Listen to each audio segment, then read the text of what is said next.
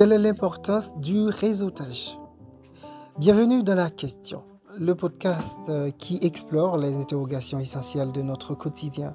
Les amis, aujourd'hui, nous abordons un sujet fondamental pour la réussite personnelle et professionnelle, l'importance du réseautage.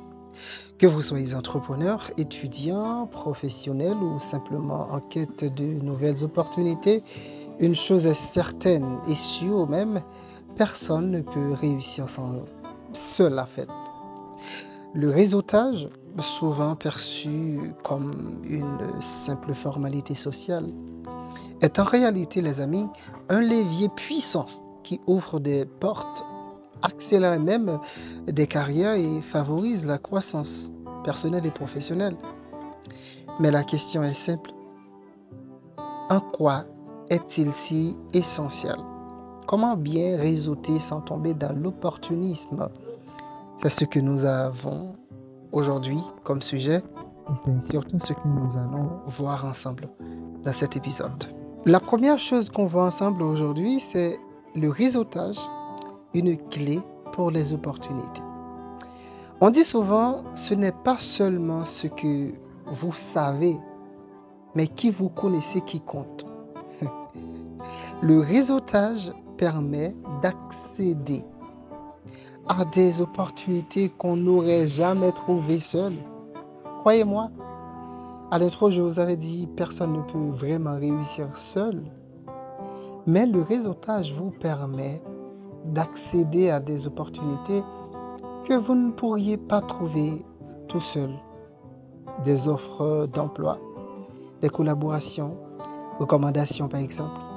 Un bon contact peut parfois suffire pour faire décoller une carrière ou un projet. C'est très important. Alors, il faut comprendre que le réseautage, c'est une clé pour les opportunités. Deuxième chose à voir, c'est que le pouvoir de l'échange et de l'apprentissage. Ça, il faut le souligner comme deuxième point, parce que s'entourer des personnes ou des bonnes personnes, c'est aussi apprendre continuellement. Chaque conversation, chaque connexion apporte une nouvelle perspective, des conseils et des connaissances précieuses même. Un réseau solide est un accélérateur de compétences et de croissance. C'est là que je vous pose la question, qui est-ce que vous avez dans votre réseau? Ok, avec qui est-ce que vous échangez? Parce que le deuxième point, c'est bien sûr le pouvoir de l'échange et de l'apprentissage. Troisième chose importante, c'est que il y a aussi la confiance et la crédibilité. Plus vous êtes visible et en contact avec des personnes influentes, plus vous gagnez en crédibilité. Un réseau de qualité devient un gage de confiance aux yeux des autres. Que ce soit pour décrocher un contrat, lancer un projet ou convaincre un investisseur. Ok? C'est bien votre crédibilité qui va vous permettre d'avoir tout ça. Si vous êtes crédible, alors bien, tant mieux. Et quand vous fréquentez des personnes crédibles, vous aussi vous êtes crédible. Quand vous fréquentez des personnes influentes, alors leur influence va vous impacter. Si vous voulez que je dise ça comme ça, leur influence va vous influencer. Oui, elle va vous influencer, et puis voilà. Et vous allez aussi décrocher la lune. Il y a des gens qui sont devenus riches. Au départ, ils n'avaient rien, mais ils fréquentent des riches. Ils participent dans des activités où ces personnes sont là. Donc voilà, vous ne pouvez pas dire que cette personne... Je vais prendre un exemple banal. Jean Soutba. Il y a des gens qui disent, bon, lui, il n'a pas d'argent vraiment. Il parle pour parler, mais en réalité, il n'a pas d'argent. Mais moi, je ne vais pas dire qu'il a de l'argent. Ça ne m'intéresse pas de savoir. Tout ce qui m'intéresse et tout ce que je vois, c'est qu'il fréquente des personnes très influentes. C'est qu'il va dans des endroits très influents, dans des cercles qui sont restreints et qui qui sont réservés à un groupe, à une sorte d'élite. Ça, peu importe qu'il ait de l'influence ou pas, le fait d'être là seulement. Mais non, ça vaut beaucoup, ça dit beaucoup. C'est ça, j'aimerais que vous compreniez. C'est lorsque vous fréquentez des personnes fiables et confiantes, alors vous également, vous bénéficiez de ces choses, de leur influence. Et la quatrième dimension ou point qu'on touche aujourd'hui, c'est comment bien réseauter. C'est une question très importante que j'ai le plaisir de partager avec vous. Être authentique, ça c'est la règle première. Être authentique. Le réseautage ne doit pas être un simple échange intéressé, mais une relation mutuelle, bénéfique. Je dis bien une relation mutuelle. Donc ce n'est pas quelque chose qui est uniquement à votre portée et que l'autre ne bénéficie rien.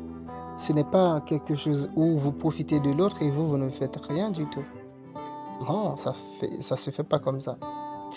Donc, il faut être authentique.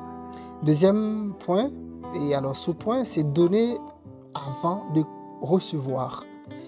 Je sais qu'il y a beaucoup de personnes qui aiment recevoir, mais quand vous donnez avant de recevoir, ça vous apporte de la valeur. Ça apporte de la valeur aux autres, favorisant des connexions solides et durables. Là, la personne voit que vous n'êtes pas venu chercher, mais vous êtes venu donner. Et voilà, c'est en donnant que vous recevez. C'est un principe très malin, hein? Et puis bon, entretenir son réseau. Il faut vraiment qu'il y ait de l'entretien de temps en temps dans votre réseau. Un bon contact ne sert à rien s'il est oublié. Il y a des gens, vous enregistrez leur téléphone, leur numéro sur votre téléphone et vous ne les appelez jamais, vous ne les parlez jamais. Mais franchement, ça ne grandit pas, votre relation ne grandit pas. Il faut nourrir ces relations avec des échanges réguliers, même sans besoin. Alors, les amis, en guise de conclusion, en résumé, le réseautage, il faut comprendre que c'est bien plus qu'une simple carte de visite échangée lors d'un événement. C'est un investissement sur le long terme qui peut transformer votre parcours, construire un bon réseau. C'est ouvrir des portes, apprendre des autres et bâtir des relations qui comptent. Alors posez-vous la question suivante. Qui sont les personnes qui peuvent vous inspirer, vous aider ou vous promulguer ou propulser vers votre prochain objectif? Et surtout, comment pouvez-vous être un élément clé dans le réseau des autres? Les amis, c'était l'importance du réseautage aujourd'hui. Merci d'avoir écouté cet épisode de la question. Si vous avez aimé, n'hésitez pas à partager et à me rejoindre sur les réseaux sociaux, Joie Saint-Julien, Facebook, Instagram, TikTok, X. Et je serai très content de discuter avec vous. Et bien sûr, je vous dis à très bientôt pour une nouvelle interrogation essentielle.